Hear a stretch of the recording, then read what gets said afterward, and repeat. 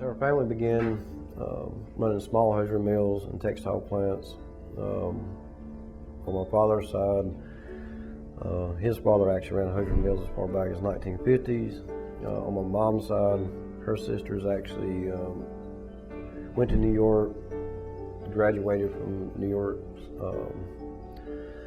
School of Fashion. After that, they moved into the Southeast in Texas to start garment manufacturing. And they made garments for companies such as Rose's when they first opened up, and JCPenney. And she did that until she retired.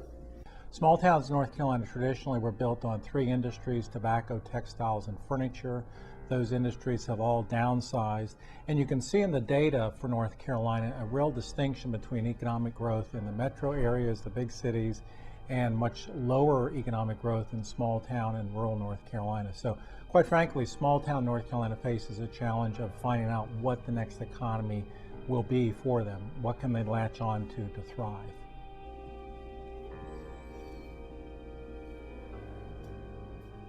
Martha and I both obviously met working in manufacturing years ago.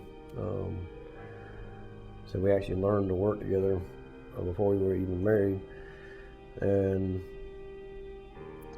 for me, I think it was spending decades working for very large companies. It really came down to the point where we decided it was time that we actually reach out and try to do something ourselves and see how it worked.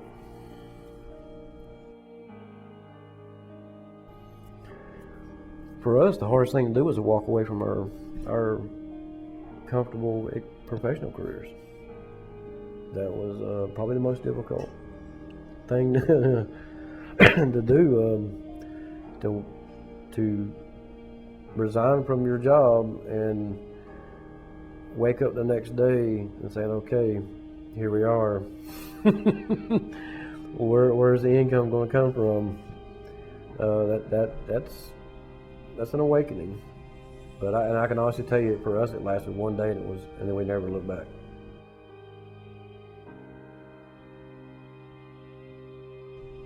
We wanted to keep our costs down, and also we understood the value of time and again, cost. So we started off with one single product, one patent that we had, and that's basically how we started. On the hill in our barn was actually sewing fabric for the military. Obviously, people that live in Robbins and surrounding areas, and even people as far as west, who are gun historians and enthusiasts, Robbins has a very deep history in making rifles. It's not the reason why we started the plant here, but it's really nice to know that culture existed here, and it only helps. I mean, it can't hurt us, and it's a great asset for the town to point back to, is that history. So hopefully we do as good as they did.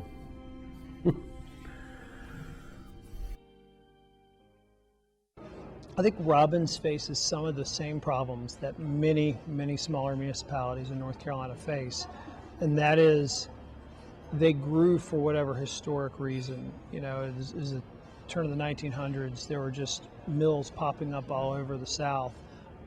They had this specific history of Mechanics Hill, and then a lot of that just disappeared. Around 17 years old, I looked at my mom one day and said, I'm tired of seeing what's going on in Robbins and leadership, and I'm going to run for an office when it's time. And I made it very vocal to a lot of the leaders. I tried to reach out to the leaders at the time and was pretty much turned away. So I would encourage anybody, any young person, to always ask and never give up, and just don't listen to naysayers. You know, we all have our own minds and ways, and that was back when I was 17 years old. I'm now 47 years old, and I'm now my second term as a commissioner. Was a town planning board member and chairman for 4 years before that. So been involved in Robbins government now for almost 10 years. And I won't run again. Until they vote me out, I'll be here. So when I hear about what Commissioner Boswell is doing with war sport, I'm both really excited because I think it's homegrown business, but I'm kind of not that surprised because if it was going to happen, I mean, it's going to be someone picking themselves up by the bootstraps and doing it.